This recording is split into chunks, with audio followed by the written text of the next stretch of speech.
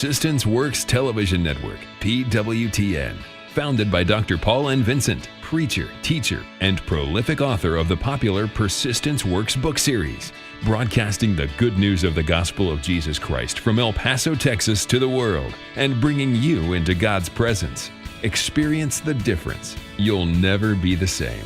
Don't just watch TV. Watch Persistence Works Television Network, PWTN. Hello, everybody. God bless you. This is the day the Lord has made. We will rejoice and be glad in it. Hey, I want to welcome you to today's special edition of our special program, Global Politics. Today, we are focusing on Singapore. And well, in case you don't know, I am your host, Bishop Paul Vincent, and you are watching Persistent Works TV Network. We are streaming on 15 different platforms. We are streaming on our Persistent Works TV Network, which streams on Roku, on Fire TV, on Apple TV. We are streaming on our two apps, our Android app, our iPhone app. We are streaming on all the leading social media platforms, on YouTube, on Facebook, on Twitter, on LinkedIn, and everything in between. So wherever you're watching us from, I want to welcome you today. And we are also streaming from around the world. So wherever you're watching from us from around the world, if you're watching us here across in the US, in Europe, in Africa, in Nigeria, in Egypt, if you're watching us in Australia, Malaysia, if you're watching us in Singapore, we'll be talking about Singapore today. Hey, I want to welcome you today, and I believe we are going to have a great time in Jesus' name. So please help me share this video. Let it go viral. I'm trusting God we are going to be reaching people, and you are going to enjoy the broadcast today, because this program, Global Politics, where we focus on different nations, is a program we created here on Persistent Works TV Network, where we talk about different nations and cities and states, and we explore what's going on in those places, and especially things to learn from those countries or things to point to where changes need to be made.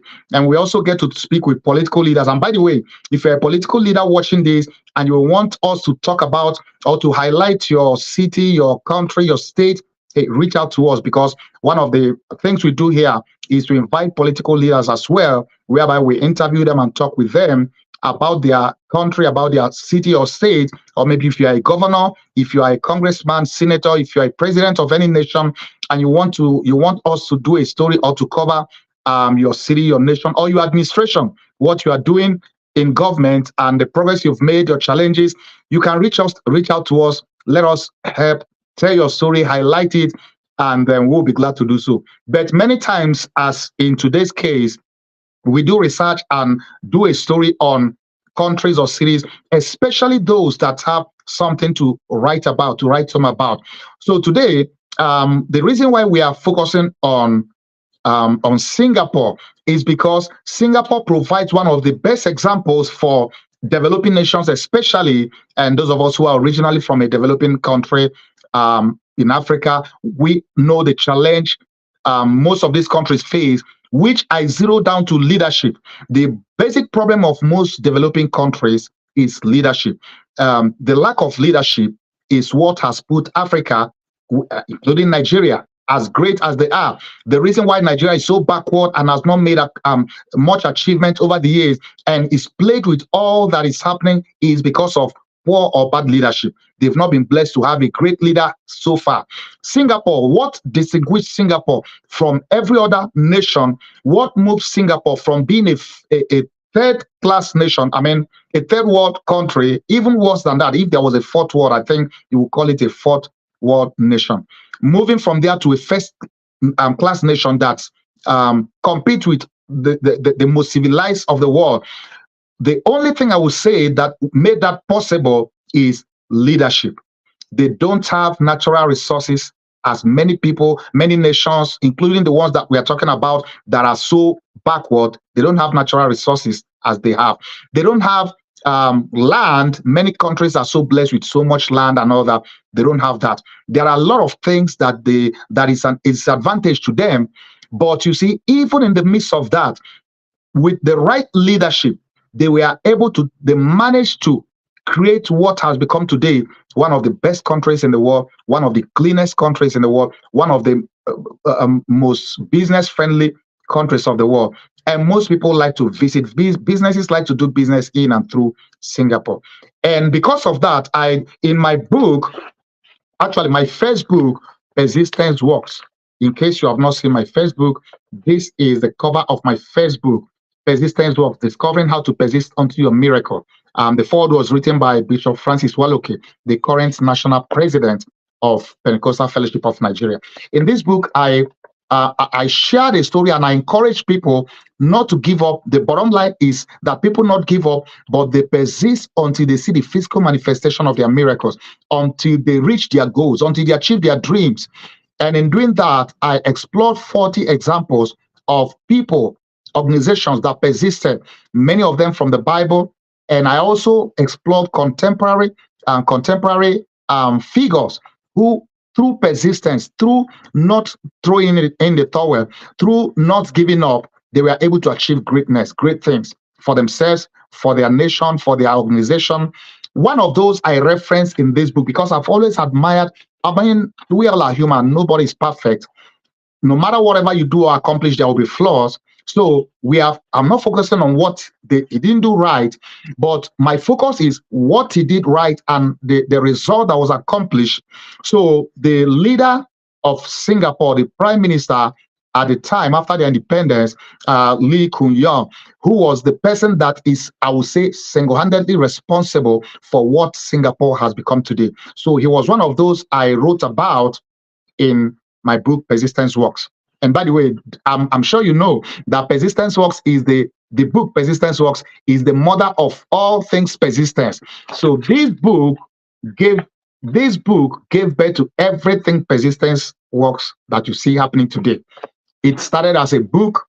It metamorphosed to book series, which ended up being a 20 published books. Of course, 5 more are coming very soon. So it's going to be a 25, book series. We have an e-newsletter, Persistent Works e-newsletter that we send to over 100,000 people across 150 nations. It also have many other Persistent Works products, including Persistence Works TV network. So if you're wondering how Persistent Works TV network came about, this is the mother of it. This is my Facebook, the mother of Persistence Works products. And it has become a brand name, so to speak.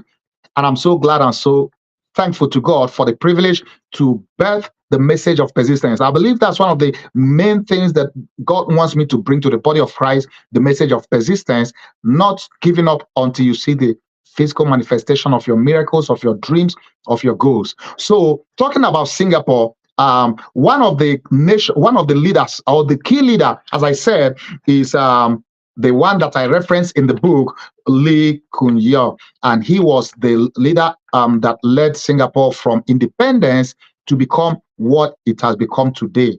Now, there are many things they did or he did as a leader.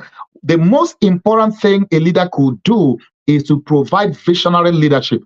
Part of the problem of most developing countries, especially in Africa, including Nigeria, part of the problem is that they don't have visionary leadership. They only have leaders who are concerned about themselves, about their interests, about their pockets, and all of that. They don't think 50 years, where do we want this country to be 50 years from now, 25 years from now, 15 years from now, 10 years from now? What do we want to accomplish? And not only have it in paper, be willing to make the sacrifices and put in place policies to see it through. They don't have that. In most cases, they end up having it on paper and as policies and no political will to execute it. And that has been the problem all the way. So a nation like Singapore did a couple of things right, which is why, to me, I think it's one of the role models. It's one of the examples developing nations need to look at to be able to see what did they do right? What did they put together? How did they come up with going from third class or even first or fourth class nation to becoming a first class nation? How do they end up becoming a destination where everybody or every business wants to go to? That is what we are going to be talking about. And I've put together some videos that will help shed more light on this. But before then, I want to just talk about some of the policies that he put in place as a political leader when he was a prime minister. As I said before, The most important thing a leader can provide his people, an organization, nation, state, is visionary leadership. Where do you want? You are the governor, you are the president, you are the prime minister, you are the mayor. Okay, that's okay. So what? Where do you want this nation, this city, this state? Where do you want it to be 25 years from now? Do you want to keep doing business as usual and merry-go-rounding round the clock, doing everything, the same thing that everybody has done in the office, like for the past 100 years or 50 years? In most cases, politicians do just that. That is why not every politician is a leader. Most politicians are just that, politicians. They are just concerned about the next election and winning the next vote and telling you all what you want to hear so that you can give them your vote. But leaders are not so concerned about, winning the next election. Leaders are more visionary leadership, which is why I want to stress the word visionary leadership. Visionary leaders are more concerned about where the organization, where the nation, where the city, where the state needs to be 20 years from now, 25 years from now, even 50 years from now. And in that long-term thinking, in that strategic thinking, they are able to make plans, put in place policies that will take you there. You may not get there overnight. You might make some progress. At least maybe you may lay the groundwork, but the next person might continue. But at least you start working towards it. But most of our people are only, most third nation countries are only concerned about just doing whatever it is that works for them now, whatever it is that favors their pockets now. That's more of what they end up doing. But at the end of the day, we are going to explore and discover why is it that Singapore was able to go from a third world country to a first world country. And as I said in the book, I talked about a few things he did. One of the most important things he did in transforming the country was that he was able to prioritize education. He sent people to school. He made education affordable, that everyone was able to, improve themselves. Any nation that don't pay attention to education, you are not going to go far, at least in the long run. Because when you understand that education empowers your people, education is one of the ways by which you begin to lift your people out of poverty. It's not everything. And education is not only having people like going to become medical doctors, lawyers or so. That also includes creating a trade schools, schools where people can learn craft and handwork and whatever it is that can empower them economically. Not just being in the four walls of the school educational setting to learn things that you end up being jobless for the rest of your life. But when a government prioritizes education, you will begin to see the dividends in years time. But the problem most times is that most leaders in most nations are not visionary enough to see that they need to prioritize education. They need to pay attention, to education. Now, one other thing he did, because considering the fact that Singapore doesn't have raw materials, doesn't have natural resources and all of that, one of the things he did was to promote or to encourage foreign direct investment, to bring industries. And like I said in the book, at that time, he actually brought in over 1,200, US and Japanese companies that really helped to, bring direct investment in the country to set up industries and even manufacturing. And it became a kind of major hub for distribution of manufactured goods. They don't have oil, but they do import crude and process and refine oil and ship. So they're one of the largest exporters of crude oil today, yet they don't have a natural resource of oil as many. And it's funny, countries like Nigeria have have oil, and yet they import oil. And Singapore doesn't have oil, yet they export oil. Is that not an irony, But it all boils down to leadership. When a nation is blessed with, not just a nation, an organization, a city, when they are blessed with a great leader, you see the result in time. Many of these things might not happen overnight. It might take years, decades. But you see, you measure the result over time by what happens. You measure the impact, what happens over time. So I respect the leadership of Singapore in being able to lead the country from out of poverty, out of where they were way back behind. In fact, they were rejected. Do you know that they were part of Malaysia, but Malaysia literally kicked them out? You know, nations will normally fight to gain independence from the colonial masters, the country that they were part of. Not in case of Singapore. Singapore was the country, Malaysia kind of kicked them out, say, you know what, you are more of a liability than being part of more of an asset. So we don't want it to be part of us. So they involuntarily became independent. And it was in the midst of all of that. The video I put together will help shed more light on this. But you see, the big lesson and takeaway why I'm doing this video, why I'm focusing on this country today, Singapore today, is because I want it to become an inspiration, a challenge, to become something that countries, developing countries, can look to and say, you know what, if Singapore could do this, we can do this. If this can happen in Singapore, we can do this. It begins with the right leader. If you don't have the right leader as a nation, as a city, as a state, then your problem is you have a bigger problem. Your main challenge may be to do whatever you can to elect a visionary leader.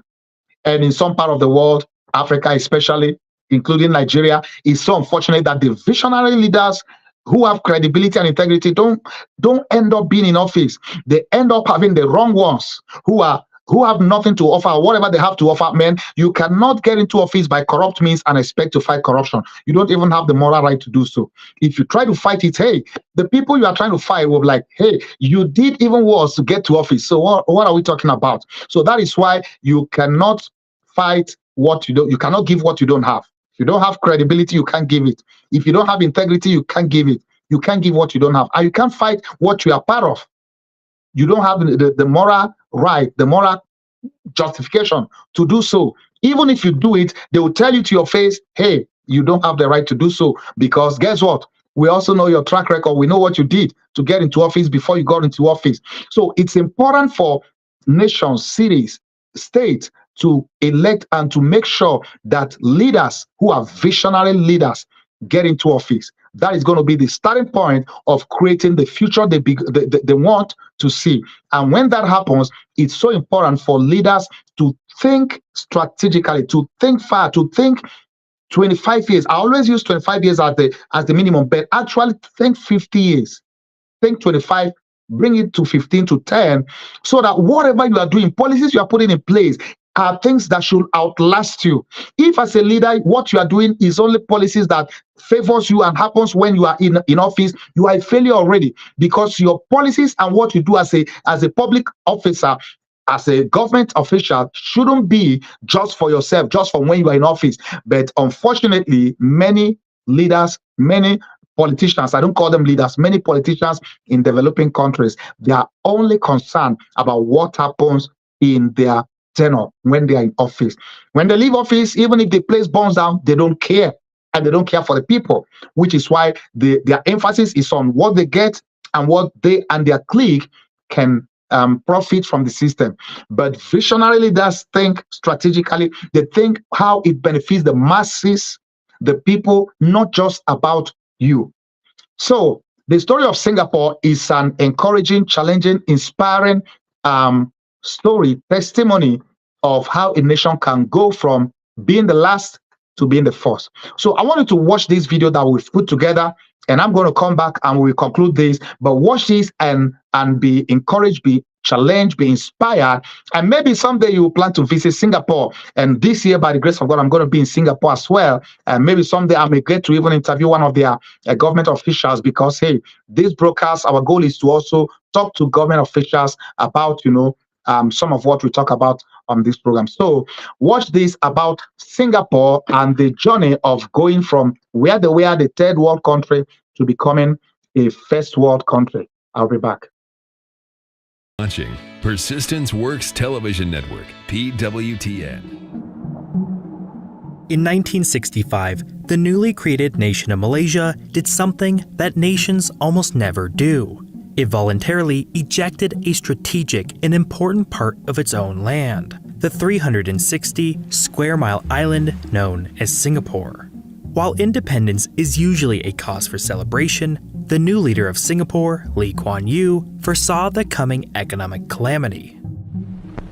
You see, the whole of my adult life, I had believed in Malaysian merger.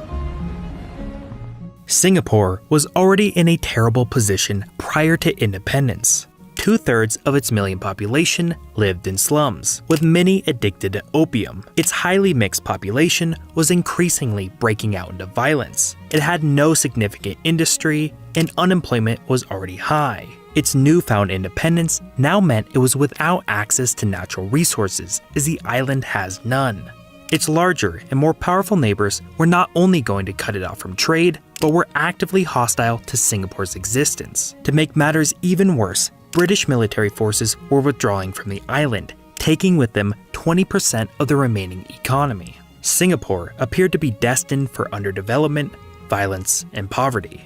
Yet today, Singapore is the 4th richest nation on Earth. Its citizens are among the most educated, healthy, and productive of any country. It has the best infrastructure in the world, it is a leader in high-tech manufacturing, and is the financial and logistical hub of all of Southeast Asia. But how did this unlikely, poor, and tiny Asian island nation go on to become one of the best places to live in the world? How did Singapore become so incredibly rich? In the 19th century, there was a corporation so powerful it brought in more revenue than its host nation, had its own military, and a fifth of the entire world's population lived on its private lands. That corporation was the British East India Company. It derived its profits from shipping and trading resources from all over the world, and its most lucrative cargo was Chinese tea. To purchase the tea, it would sell massive quantities of opium that it grew in northern India. All of this shipping happened to pass through one narrow corridor known as the Malacca Strait. Quickly, this became the company's most profitable trade route, constituting 50% of its revenue. But in order to protect this route and to make the voyage more feasible, the company desperately wanted their own port in the region. However, a naval superpower already had an iron grip in the region. For the 2 centuries prior, the Dutch had a monopoly on these lands and outpowered anyone who attempted to compete. As such, it was official company policy to not take any actions that might anger the Dutch, out of fear of disrupting the incredibly lucrative existing trade routes. But one tenacious company official named Sir Thomas Raffles took it upon himself to create such a port on the sparsely populated island that would go on to become Singapore. Situated at the tip of the Malayan Peninsula, it was the ultimate location to set up shop. After some back and forth in Europe, the Dutch eventually did nothing to stop the British from having the territory. But Singapore was not to become an ordinary port. In order to attract traders away from the existing ports in the region, Singapore was to become a free port, meaning there were zero taxes on businesses or port-related activities. This was a massive advantage over the other heavily taxed ports in the region, and word quickly spread. In just 4 years, Singapore had attracted tens of thousands of traders from China, Malaya, and India. Soon the horizon became full of ships as everyone clamored to seek their tax-free riches. But because of its lack of significant administrative oversight, Singapore became a hub for less desirable ventures. Slave trading, gambling, opium dens, violence, and prostitution became commonplace. But booming international trade continued to propel Singapore's importance and popularity. This was supercharged by the opening of the Suez Canal in Egypt. Trading from England to China was now 5,000 less miles, which in turn cut costs and dramatically increased shipping demands. The new route also now favored the Strait of Malacca instead of the Sunda Strait, meaning more traffic was passing by and utilizing the port. Singapore was now by far the most important port in the region, and as such, in 1967, it became an official crown colony of the British Empire. But yet another development would propel its importance further. The introduction of rubber trees in Malaya and booming global demand for tin, which was abundant in the region, meant Singapore was no longer just a stop on the way to China, but the hub for the riches of Southeast Asia. Resources would be extracted from the peninsula and then transported to Singapore, where it would be processed and shipped globally. As Singapore has no natural resources, this fostered a symbiotic economic relationship with Malaya. With its growing importance came greater British military presence, creating industry surrounding its dockyards and providing services to military personnel. By the year 1900, tiny Singapore would be home to more than 200,000 people, who were much better off than those in other nations in the region. But Singapore's centuries of unhindered growth would come to a screeching halt. As the 20th century progressed, Singapore, even being 6,000 miles away from Europe, was not safe from the ensuing global conflicts. During the Second World War, the Japanese Empire was engulfing all lands it came into contact with. In December 1941, the Japanese invasion of Malaya had commenced, and within 2 months, it was at Singapore's doorstep. Despite orders from London, Singapore was officially surrendered on February 15, 1942, and for 3 years, Singapore would undergo unbelievable suffering and destruction. Even as the tides of war changed and liberation came in 1945, the retaking of the island leveled much of the remaining structures. Singapore was no longer a jewel of Southeast Asia, but a smoldering pile of rubble. Devastated from war and neglected from a crippled British Empire, the rebuilding of Singapore was uncoordinated and unregulated. Haphazard slums started to dominate the island, infrastructure was not fully restored, and violence and opium continued to wreck the population. As one travel magazine put it, Singapore was filled with utter filth and poverty. One must see it with his own eyes to believe it.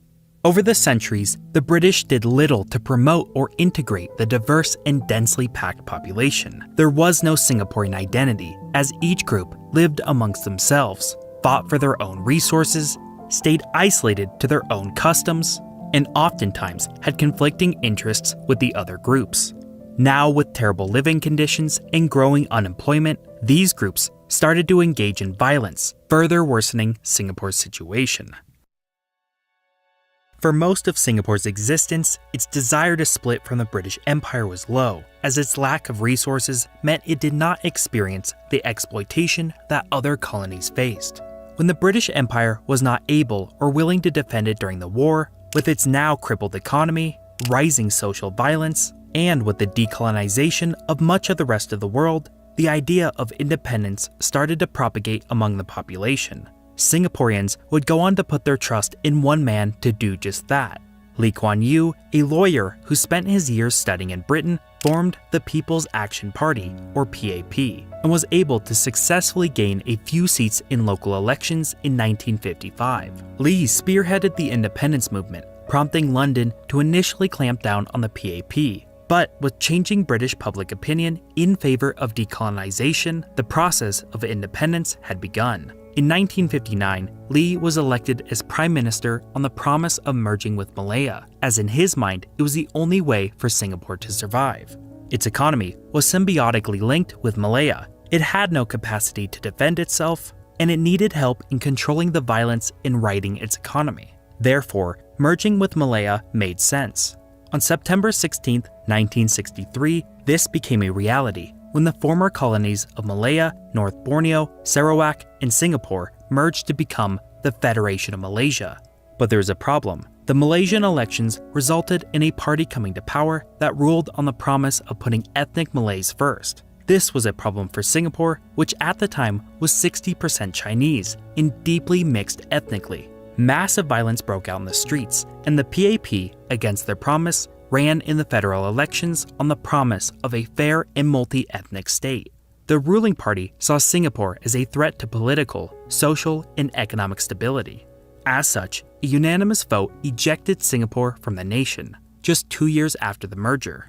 Against its wishes, Singapore was independent and alone to fend for itself. Lee Kuan Yew found himself in an impossible situation. How do you build a nation out of a population that has no national identity, let alone make it a prosperous state? How do you create jobs when you have no natural resources? How do you pull 70% of your population out of abject poverty, house and educate them, and set them on a course for a greater life? Independence also brought the departure of the British military, further damaging the economy and taking away even more jobs. The cards were stacked against Singapore, which now found itself south of a Malaysia that planned to starve it economically by stealing trade, and north of an expansionist Indonesia who possibly had aspirations of invading. Lee Kuan Yew knew the fate of his fragile nation was up to him, and he decided he was going to drag Singapore into modernity, even if that meant with an iron fist. The first thing to overcome was the social unrest, while at the same time working to cement the PAP's political power. Individual freedoms were curtailed, free speech was banned, political opponents were jailed without trial, and draconian punishments were carried out for rioting, violence, and drug use. This hardline authoritarian approach even included public canings for chewing gum, graffiti, and public drunkenness. Anyone that spoke out against the government was sued into bankruptcy. Religious extremists, Communist Chinese, Malays who wanted to reunite with Malaysia were all silenced or worse. Lee Kuan Yew's solution to the potentially explosive underlying ethnic and social tensions was authoritarian rule. However, as horrible as this was, it worked in curtailing violence and stabilizing the nation. In his mind, the population would not care about the diminishment of their freedoms if it meant he could provide them with economic prosperity and social peace.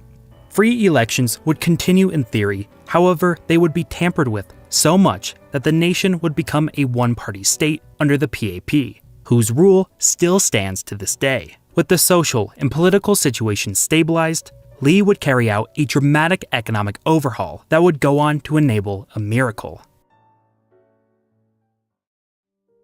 The most pressing economic problem to address was housing.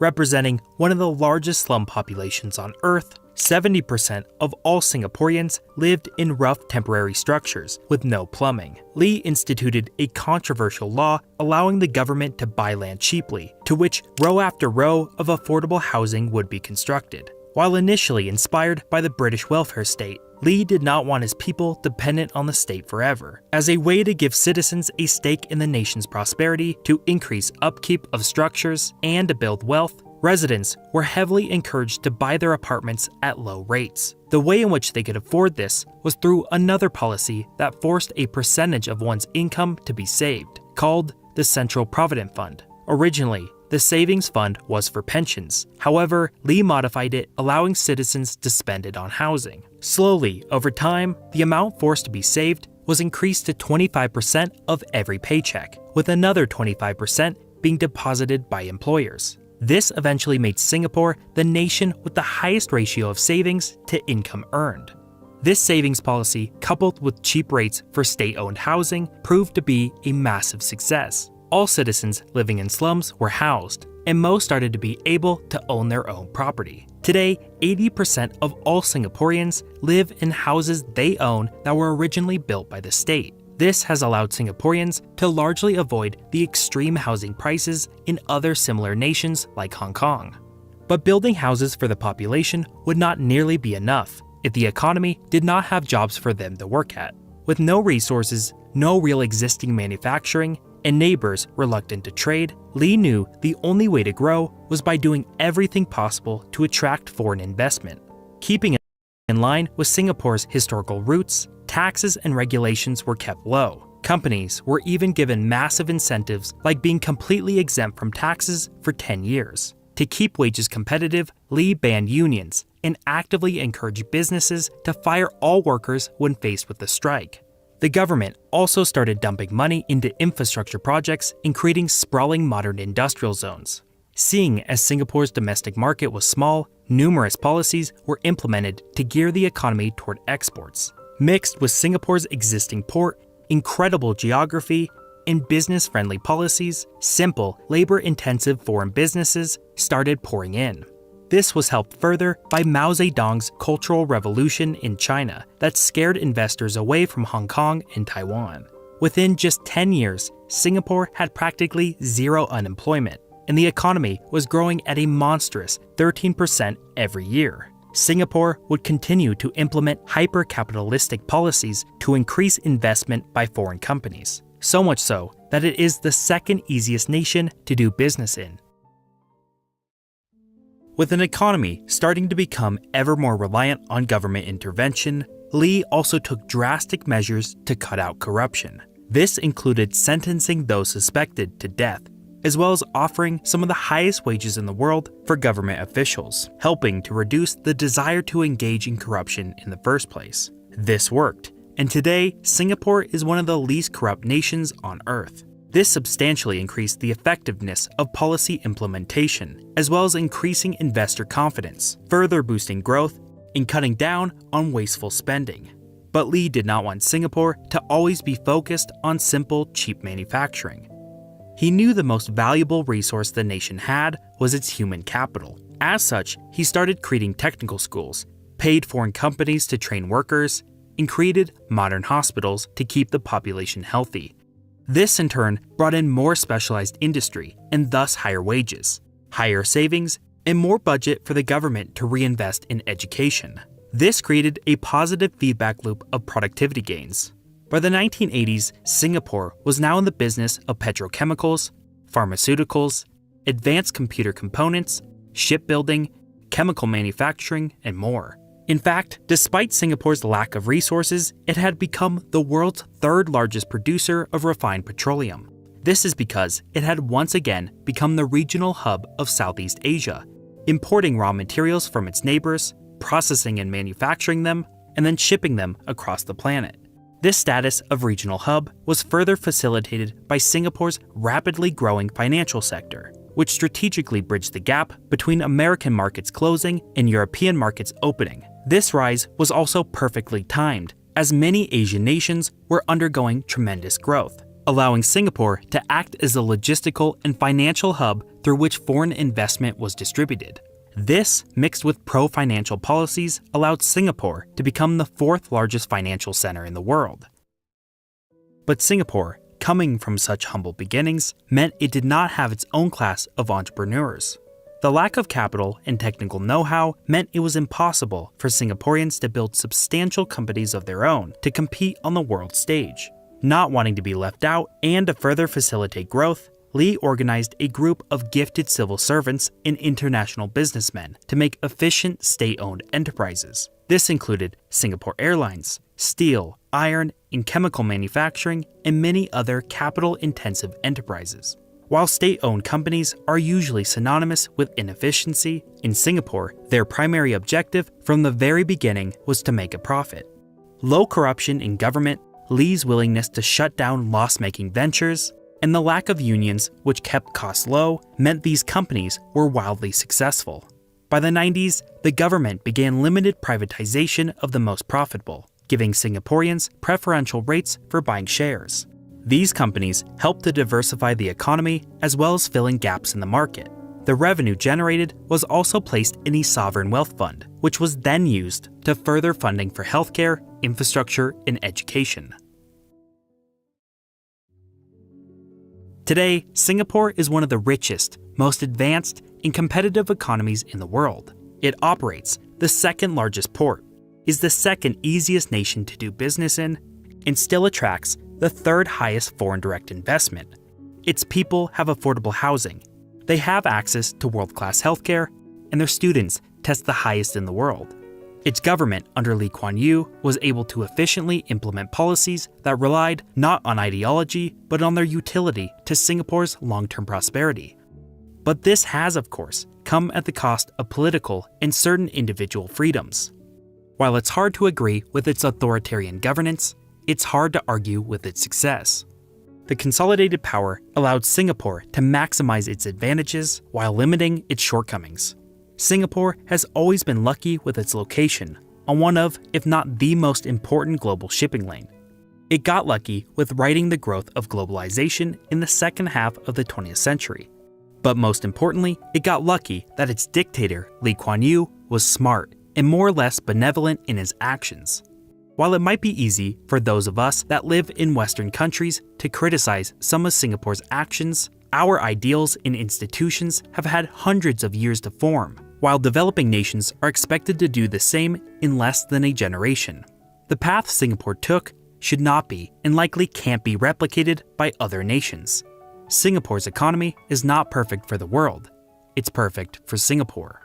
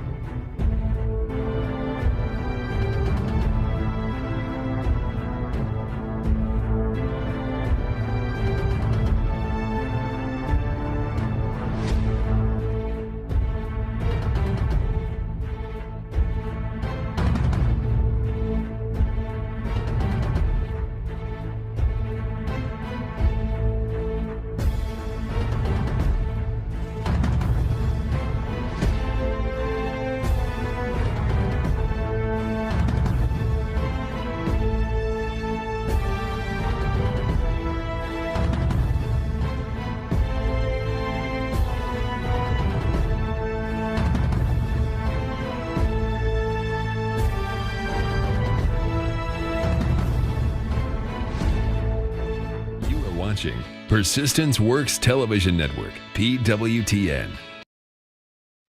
Hello, welcome back. Welcome back. Well, I'm sure you enjoyed this the videos we put together on Singapore. In case you are just joining us, you are watching Global Politics Focus on Singapore. You are watching Persistent Works TV Network. We are streaming on Roku, on Fire TV, on Apple TV. We are streaming on our two apps, our Android app, our iPhone app. We are streaming on our website as well, persistenceworks.tv.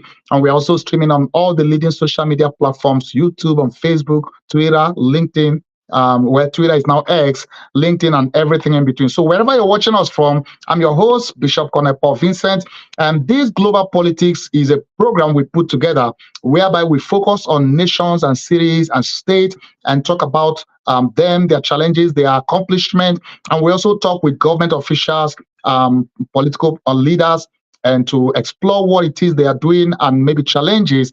So today, our focus is we focus on Singapore, and I'm sure you did. If you watched the video we put together, I'm sure you were inspired. You loved what you see, especially the testimony of a nation going from a third world nation to a first world, going from being at the back of the line, moving to the front of the line. Only one thing made that possible: visionary leadership. That is why I'm emphasizing the fact that every nation, every state or city that wants to go far, that wants to reach high, that wants to accomplish much more than where they are today, listen, especially developing or third world countries, listen, to have a visionary leader is not an option. You must have a visionary leader. I'm not talking of politicians. You can have politicians all you want who will talk about winning an election and how to win the next one. And many of those, especially in those, we all know them, many of these African countries, including Nigeria, they break all the laws, they cheat, they do whatever they can to win election. And at the end of the day, their victory is not credible. Because at the end of the day, we all know that they cheat, they kill, they steal, they manipulate and do whatever, they buy votes just to win elections. So those are just politicians. But very few nations are blessed with leaders. And Singapore, I would say, is one of those countries that was blessed with not just a leader, but a visionary leader. Taking a country that was poor, has no natural resource, and was so disorganized, has a drug problem, and everything in between, rioting every time.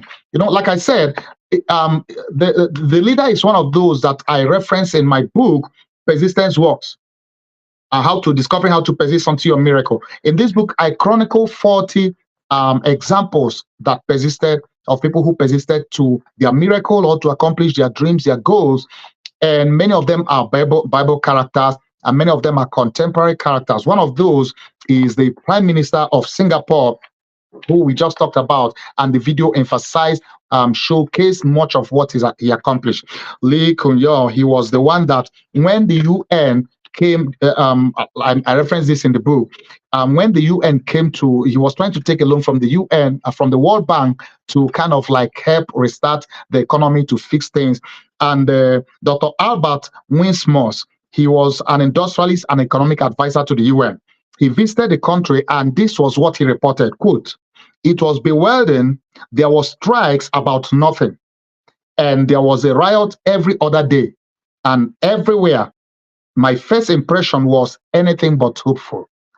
This was an expert giving an expert, opinion of what his visit to Singapore was, to know if the UN and the World Bank was even to consider them.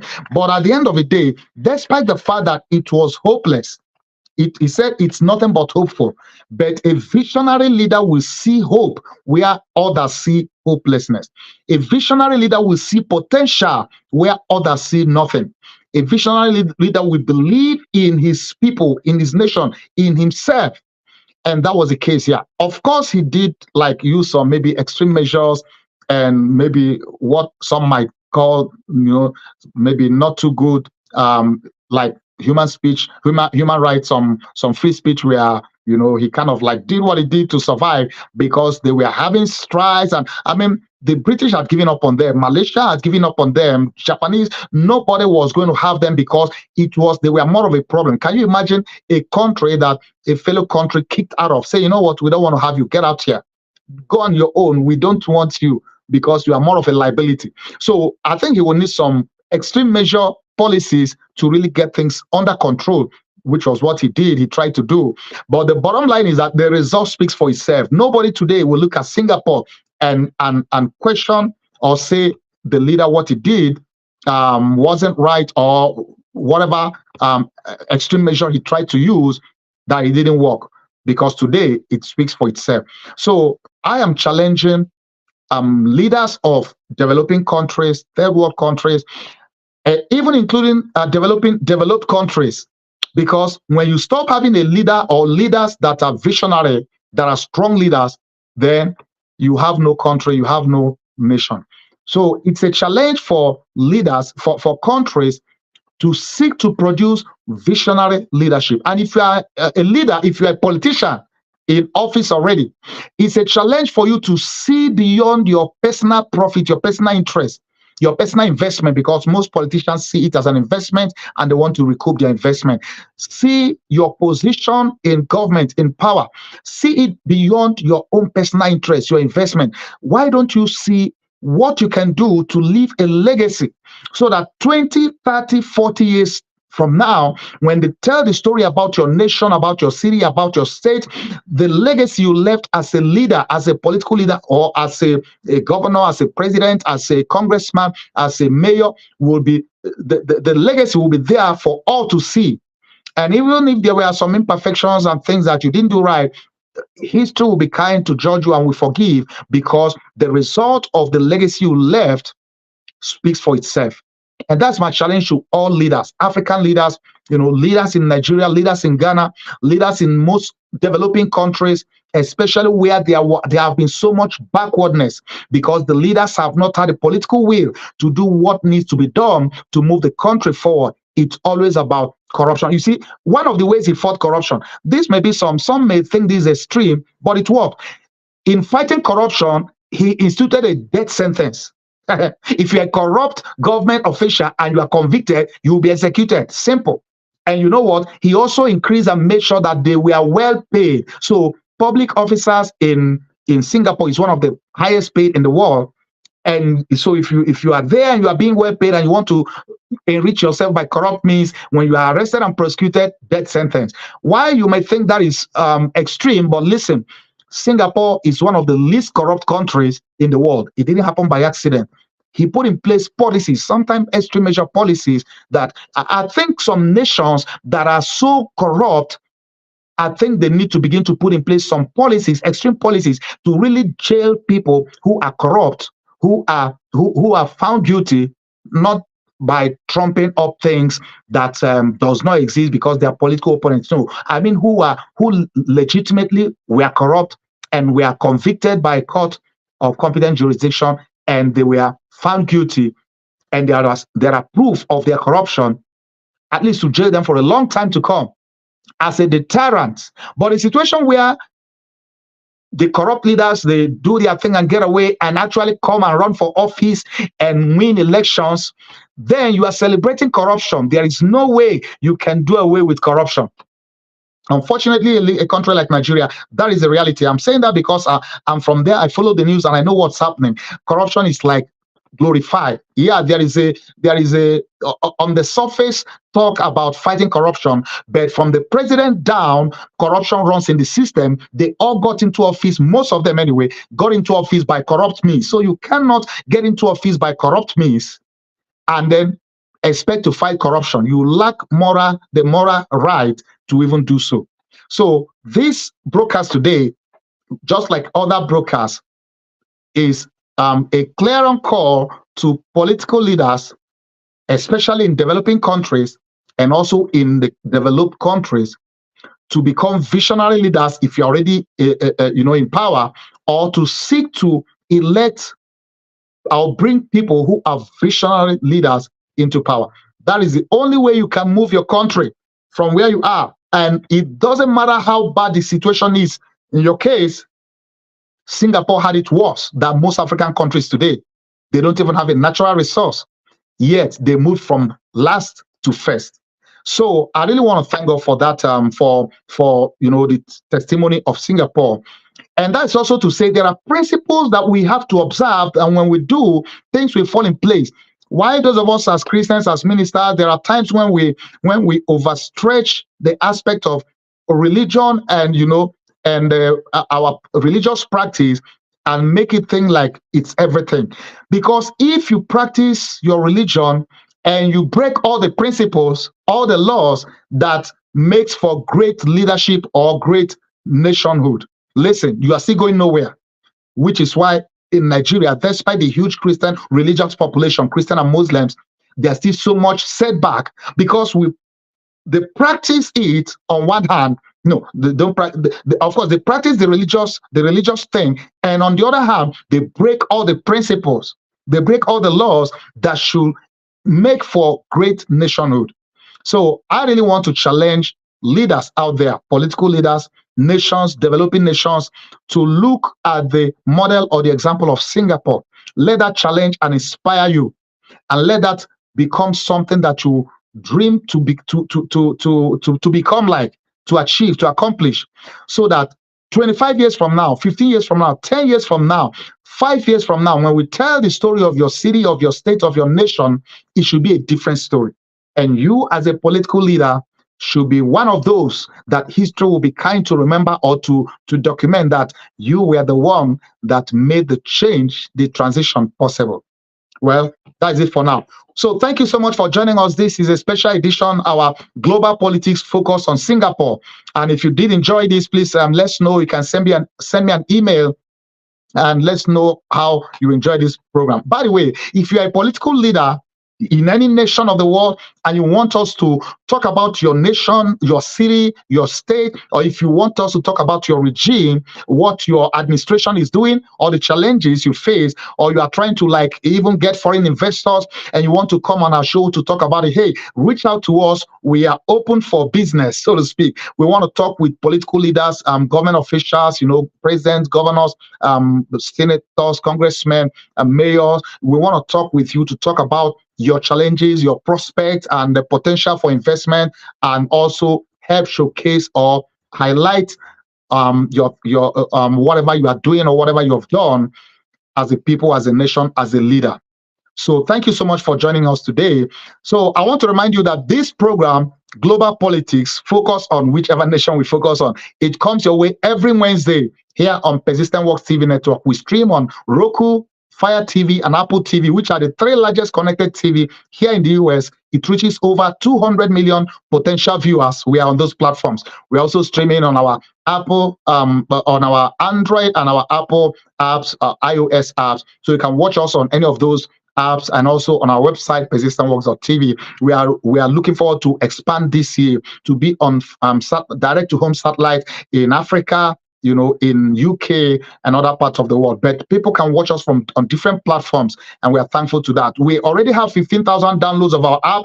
We are reaching to have 100,000 downloads this year, and we are trusting God will get there. So if you have not downloaded our app, please go ahead and go to the App Store, to the Google Play Store, type in Persistence Work TV Network. You will see our app, download it, watch it. We have rich content that will inspire you, that will bless you, So this program comes every Wednesday. Tomorrow on Thursdays, and every Thursday, we do have Persistent Works Moment, where we interview guests, talk about their secret of their success, and those who are ministers or who have worked with God, to learn how they have worked with God, what they've learned. So if you would like to be a guest on Persistent Works Moment, hey, we would like to have you to reach out to us, send us an email, send me a DM, let's know. We would love to have you on our show, and we have a very competitive rate and very moderate rate to appear on our show, Persistent Works Moment. On Friday, we have our It's Your Birthday TV show, where we celebrate your birthday. And the side attraction is, number one, we will invite you to interview you on our TV platform, on our TV network, where we talk about your birthday. If you have product or services you want to talk about, you want to promote during that, we'll do so for you. And we'll get American celebrities, some leading American celebrities, to sing and wish you happy birthday. So while that is happening, we have the rates are very, considerate, So if you want to celebrate your birthday, or your husband, your wife, your son, your daughter's birthday, reach out to us. Let's help celebrate your birthday.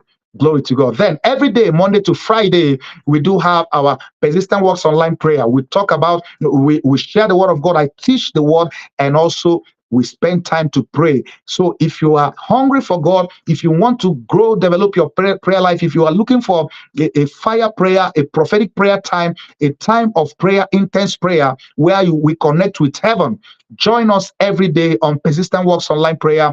It streams 10 a.m. Mountain Time, 12 noon New York time, which is Eastern Standard Time. It streams 5 p.m. London, UK time, GMT, and 6 p.m. Nigerian time, West African time. So join me every day for Persistent Works online prayer. And finally, on Tuesdays, I do have my books, Persistent Works book series, where I talk about my books every week. So join me for each of these broadcasts, and we want to thank God for today. If you have a product or a service you want to promote, you want to advertise on our network, hey, reach out to us, because we reach a huge platform and we are able to bring you on to help tell your story. And if you are a preacher, you want to also be on Persistent Works TV network, maybe to have a 30-minute or 1 hour airtime to air your preaching, your ministrations, we welcome you also to be on our TV network.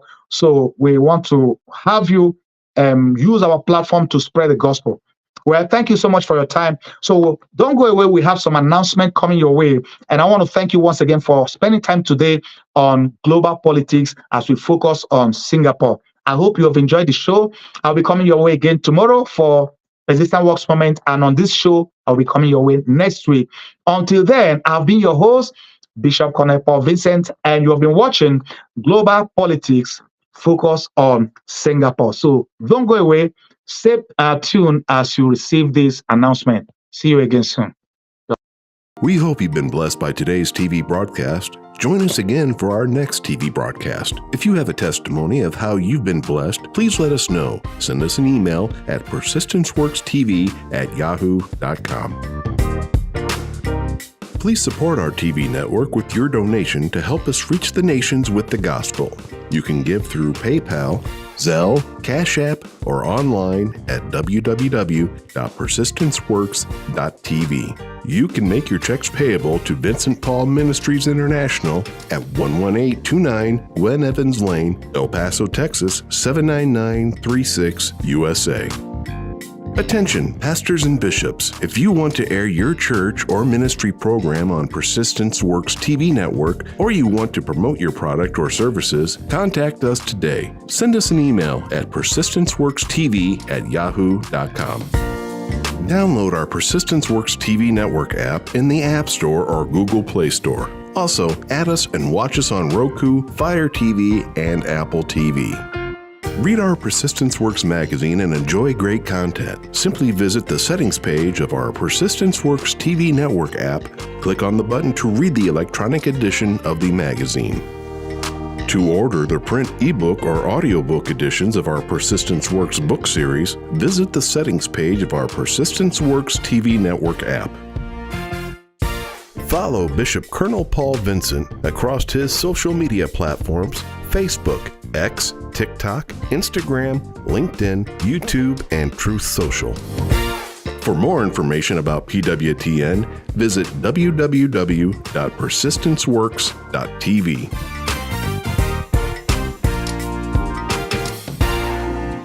Inspiration and motivation to reach your dreams in life? Are you trying to overcome discouragement? Do you desire a deeper spiritual walk with God? Do you question your destiny? Then the Persistence Works book series by the prolific author and international speaker Dr. Vincent N. Paul is written for you and is now available in paperback, audiobook, and ebook. Order today by calling 866-909-2665 or go online, persistenceworks.com. If you need that salvation, if you need that forgiveness, you can receive it tonight. Shout hallelujah. The anointing breaks the yoke. Hear Dr. Paul N. Vincent preach the anointed word of God that changes lives and brings salvation, healing, and deliverance. Invite him to minister in your church, conference, or crusade. Also read his life-changing books in the Persistent Works series. For more information about inviting Dr. Vincent to minister or to order his books, visit VincentPaulMinistriesInternational.com. Dr. Paul N. Vincent, internationally known author and preacher, invites you to his annual Persistence Works Holy Land Tour in October and April. These memorable trips throughout Israel include include visiting historical sites in Jerusalem, Nazareth, and Bethlehem, as well as the Sea of Galilee, the Jordan River, and many more. Your travel package includes round-trip airfare from Houston, Texas, and Lagos, Nigeria to Tel Aviv, first-class hotels, 2 meals a day, air-conditioned buses, and Israeli Ministry of Tourism approved English-speaking guides. For more and to register, visit vincentpaultours.com today. For more information about PWTN, visit www.persistenceworks.com.